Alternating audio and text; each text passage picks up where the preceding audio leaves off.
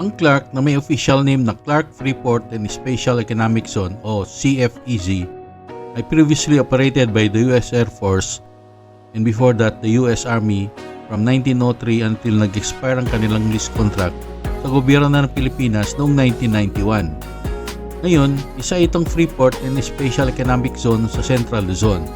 It covers portions of the cities and municipalities of Angeles, Mabalacat, and Porac in Pampanga, as well as Capas and Bamban in Tarlac.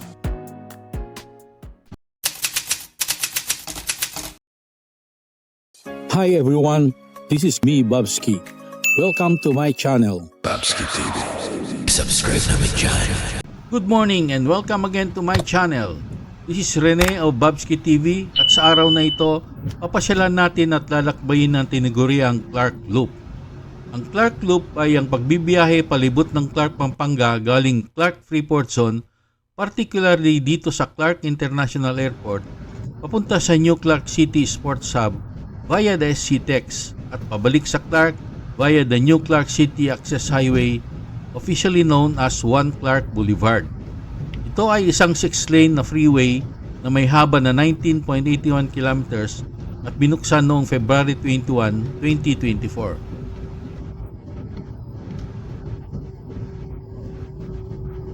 Papasok lang natin sa Clark Mabalacat Gate. Yung unahan na yan, yung diretso ay papunta sa Clark Freeport Zone. Yung kaliwa naman ay papunta sa Clark International Airport. Yung pakanan ay papunta sa New Clark City.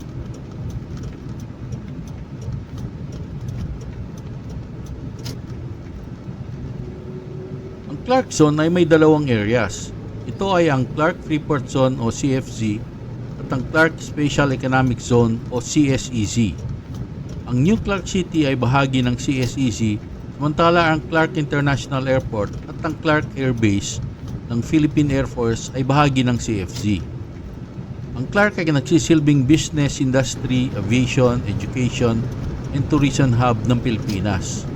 Ito rin ay isang center for leisure, fitness, entertainment, and logistics.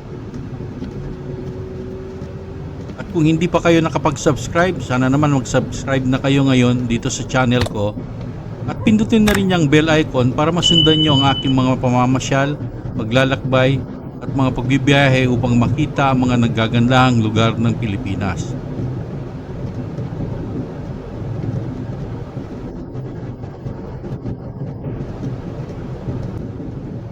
Yung makikita nyo dyan sa unahan na kulay orange, yan ang Sacobia Bridge. Isang iconic na bridge na dinarayo ng mga turista at saka mga riders at saka bikers. Dito mag-uumpisa ang ating loop. Then kakanan tayo dyan, papunta tayo sa SCTEX.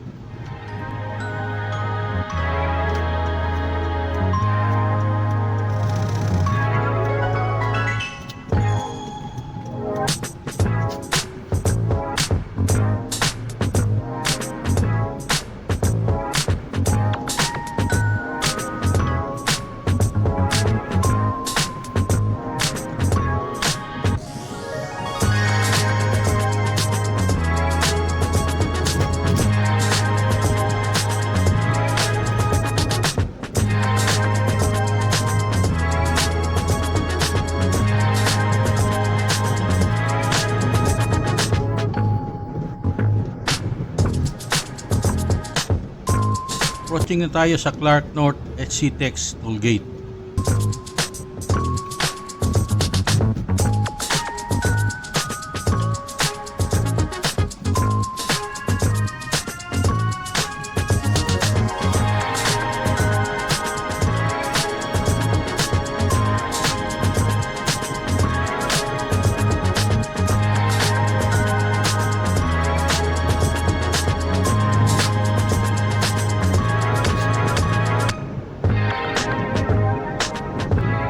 Yung pakanan na yan ay papunta sa Subic at sa NLEX papuntang Manila.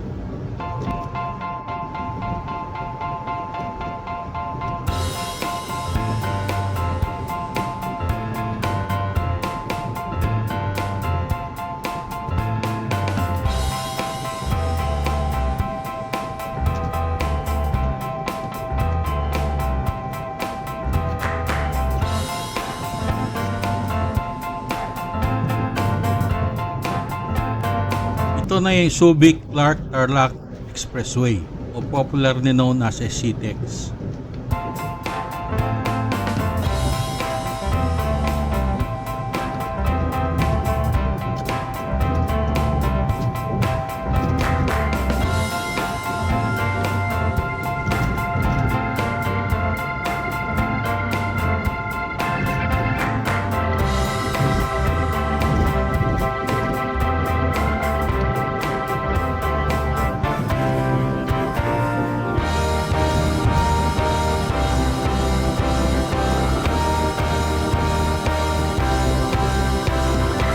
Yung pakanan na yan ay ang Dolores Toll Gate, pa-exit sa MacArthur Highway.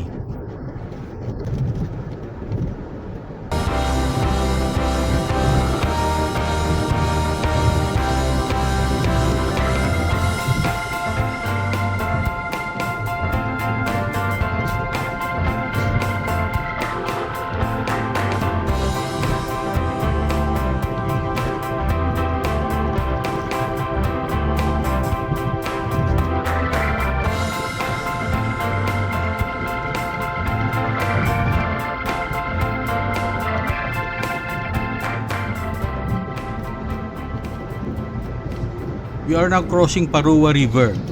Ito yung boundary ng Pampanga sa kanang Tarlac. So we are now entering the province of Tarlac, specifically the town of Bamban.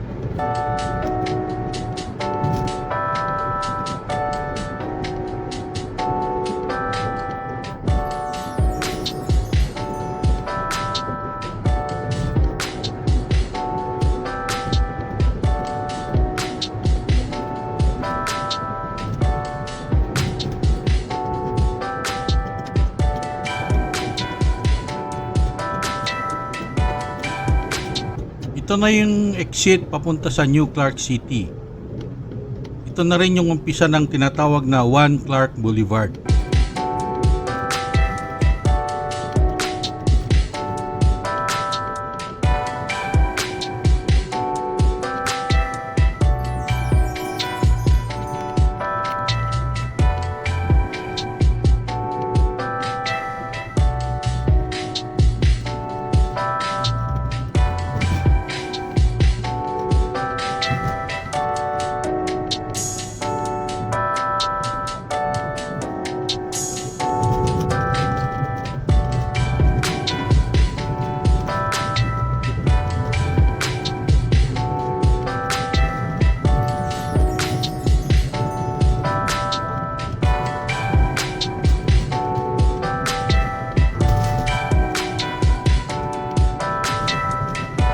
Ito na yung New Clark City SCTEX Toll Gate.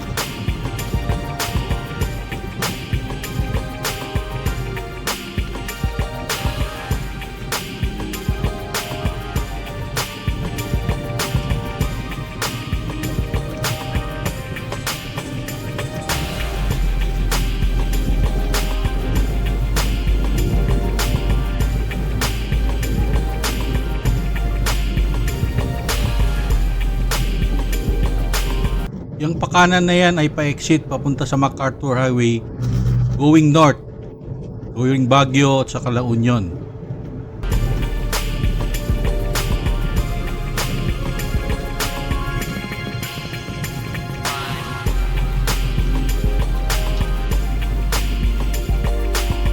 At ito yung MacArthur Highway sa baba. Yung pakanan na yan ay papunta rin sa MacArthur Highway going south papuntang Manila at saka papunta ng town proper ng Bamban.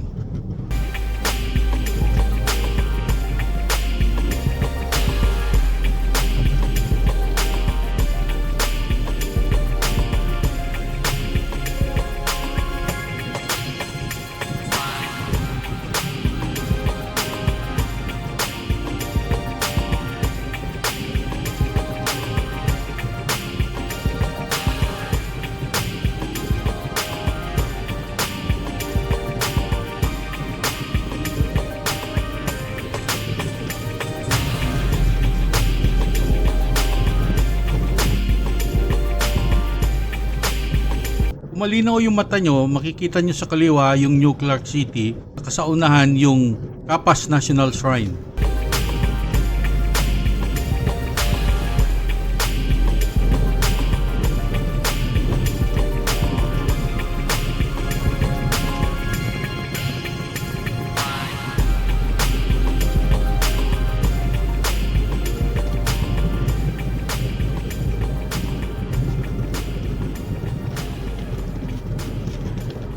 Ayan, yung mataas na matulis na yun, yan yung Capas National Shrine.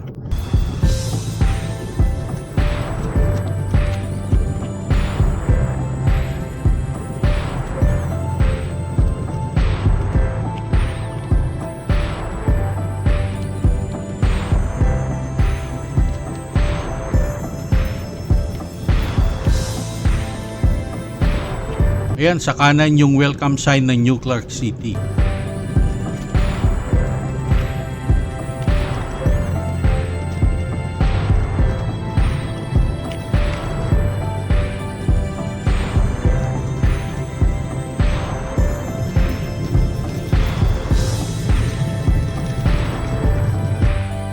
Ayun yung Capas National Shrine.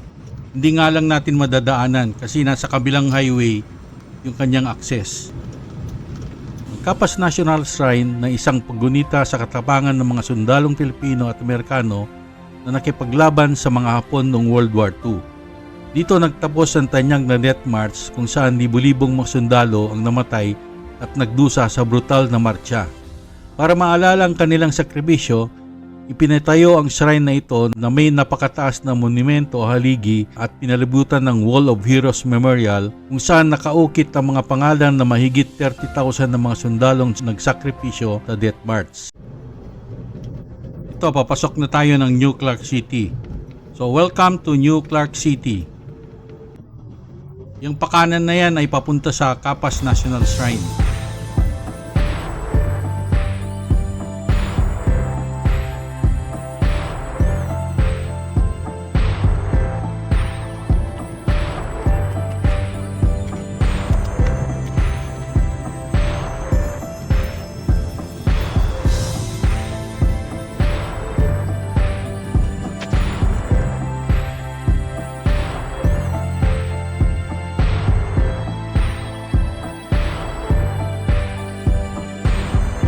Ayan, makikita nyo yung facilities ng sports hub ng New Clark City.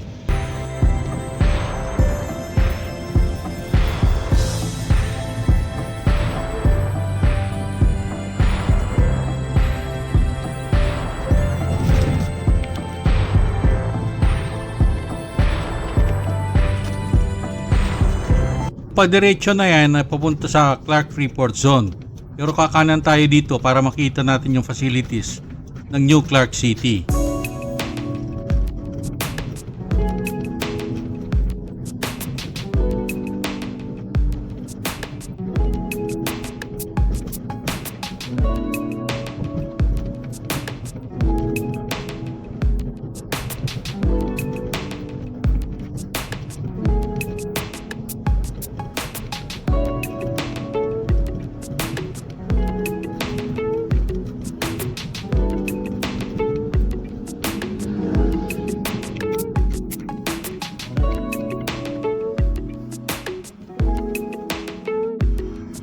Ito yung gate ng Sports Hub. Ito ang Clark City na dating kilala bilang Clark Green City. Ito ay isang planned community na kasalukuyang under development at isang government project na pinamamahalaan ng Bases Conversion Development Authority o BCDA. Ito ay matatagpuan sa loob ng Clark Special Economic Zone sa bayan ng Bamban at Capas sa Tarlac. Ito ay isang bagong metropolis north of Metro Manila na pinapaunlad sa pagpapatayo ng maraming parke at malalapad at malilim na mga daanan para sa mga naglalakad na may kasamang paggamit ng mga newest technologies. Sinimulan ang pagpapaunlad dito noong March 2018 na binubuo ng National Government Administrative Center o NGAC at City Sports Hub. Ang NGAC ay isang mixed-use development area na maglalaman ng mga pasilidad at opisina para sa gobyerno ng bansa. Ang Sports Hub naman ay gagamitin para sa athletics at aquatic activities. Nagsilbi itong lugar sa pag-host ng Pilipinas ng 2019 Southeast Asian Games. Inabit din ito na quarantine area noong kaganapan ng COVID-19 pandemic. Sa hinaharap, ipapatayo dito ang mga sumusunod na projects. Ang Philinvest City na isang mixed-use residential, commercial at industrial district. Ang Han Reserve na isang high-end resort na magtatampok ng 18-hole golf course, mga hotels, mixed-use commercial center at public parks. At ang Science Park na isang industrial, manufacturing at technology development center at marami pang iba.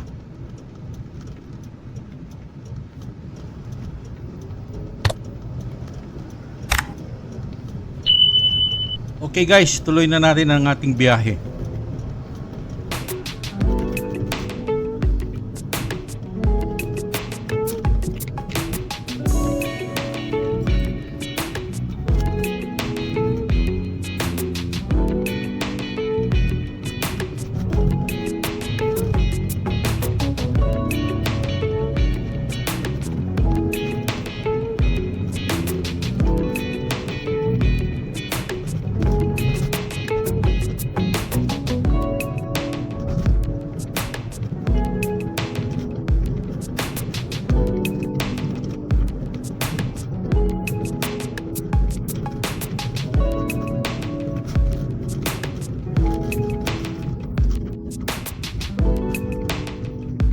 Kakaliwa tayo rito pabalik sa Clark. Pag dumiretso ka naman, yan ay papunta sa highway galing Kapas papunta ng Camp O'Donnell.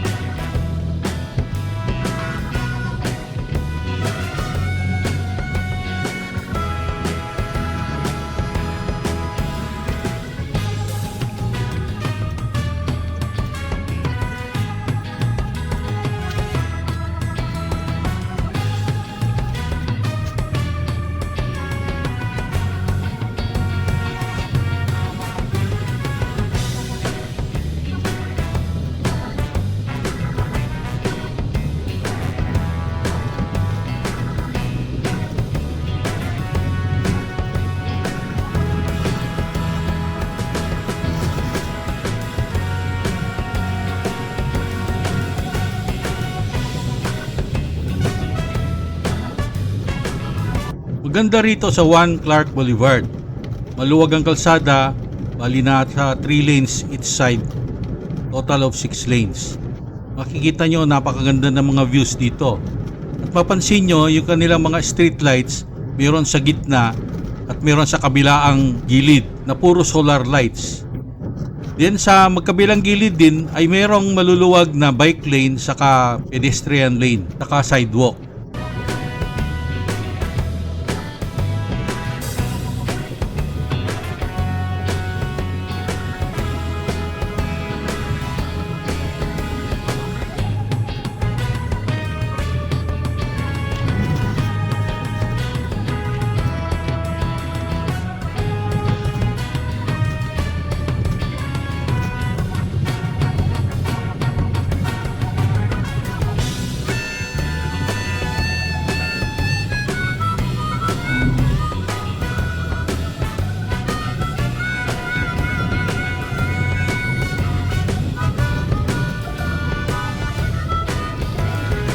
Ganda ng mga views dito, napaka-epic. Mga nagagandahang bundok sa mga greeneries. Please enjoy the views habang tayo ay nagbibiyahe. By the way guys, maraming view deck dito. Para mas ma-appreciate nyo yung mga views dito, pasyalan nyo yung mga view deck dito along 1 Clark Boulevard.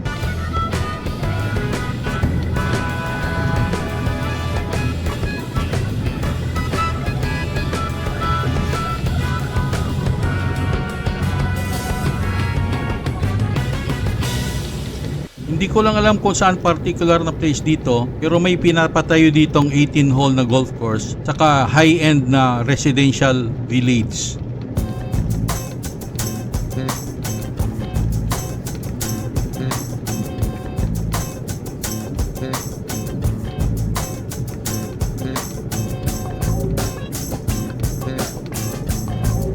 Nakakamangha at saka nakaka-inspire talaga yung mga tanawin dito. Puro nature.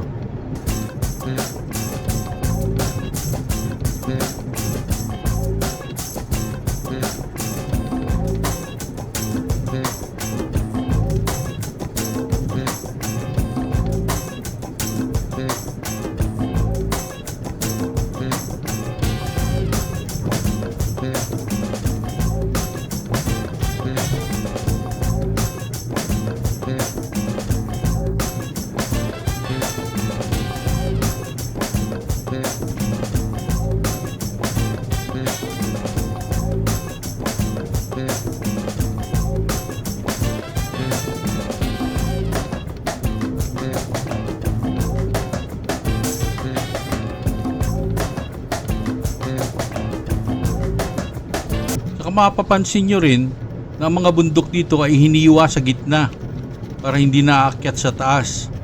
Halos lahat ng bundok dito ay ganun ang ginawa para mas madaling gawin yung highway.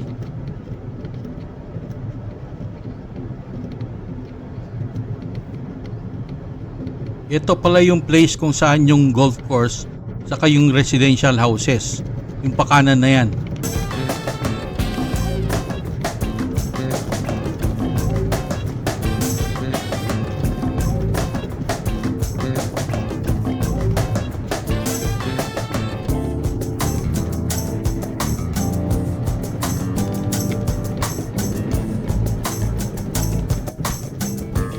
Gaya ng sabi ko, hiniwa sa gitna yung bundok. Kaya makikita ngayon yung dinadaanan natin. Yung bundok na ito sa kabilaan, dating magkarugtong yan.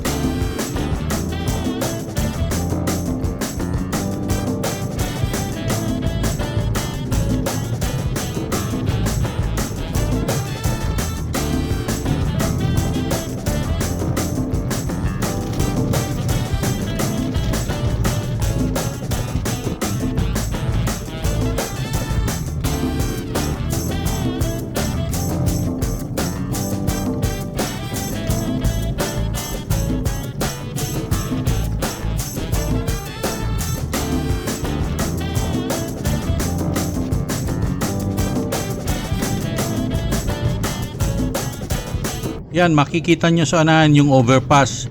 Yan ang galing sa bayan ng Bamban papunta sa kanyang mga baryos sa western side kung saan maraming nakatirang mga ita.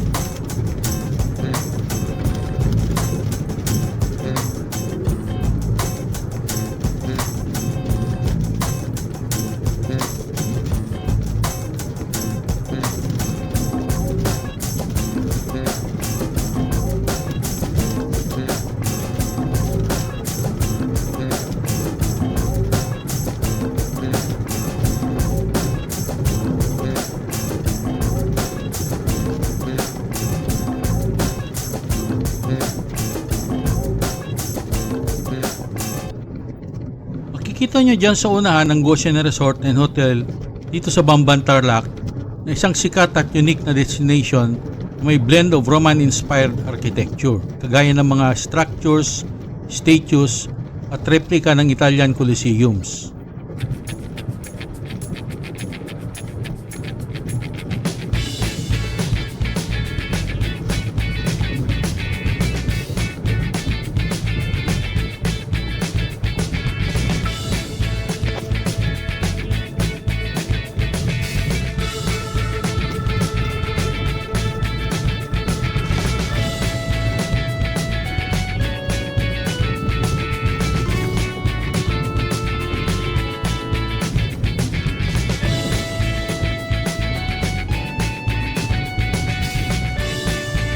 Makikita nyo yung overpass na ito, galing ito sa bayan ng Bamban, papasok ng Clark Freeport Zone at papunta sa maraming mga barrios niya na napakaraming mga magagandang resort.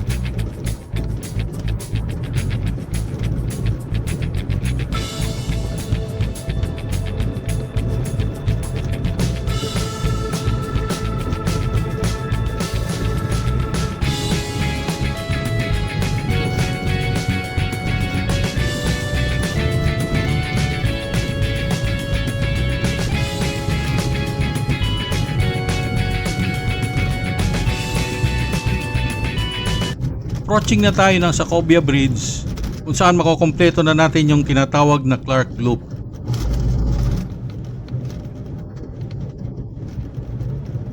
Matatagpuan ang Sacobia Bridge sa Mabalacat City, Pampanga na tinatawid ang Sacobia River. Isa itong parte ng One Clark Boulevard na access highway na nagkokonekta sa Clark International Airport at New Clark City. Ito ay isang 6-lane steel bridge na may bike lanes sa sidewalk sa magkabilang gilid at may haba na 894 meters. Ang unique design nito ay parang mga mountain carves ng katabing Kabusilan Mountain Range na parehong concept sa airport terminal ng Clark International Airport. Gawa nito, nagiging 15 minutes na lang ang biyahe sa pagitan ng dalawang zones ng Clark. Paborito itong pasyalan at dayuhin ng mga turista, riders at bikers gawa ng kanyang epic at picturesque na design.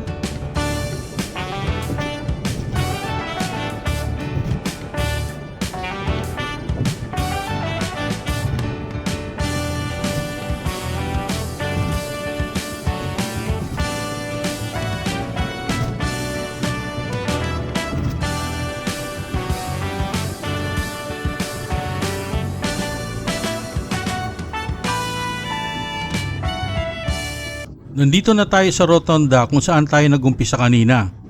So that's it guys, we have completed the Clark Loop. Naway nasiyahan kayo sa biyahe nating ito palibot ng Clark Loop. Maraming salamat sa panonood at pagsama at sa pamamasyal kong ito. At kung hindi pa kayo nakapag-subscribe, sana naman mag-subscribe na kayo ngayon dito sa channel ko. At pindutin na rin yung bell icon para masundan nyo ang aking mga pamamasyal, paglalakbay at mga pagbibiyahe upang makita ang mga nagagandahang lugar ng Pilipinas. Thank you, God bless, and until my next vlog. See you! Thanks for watching. Babski TV.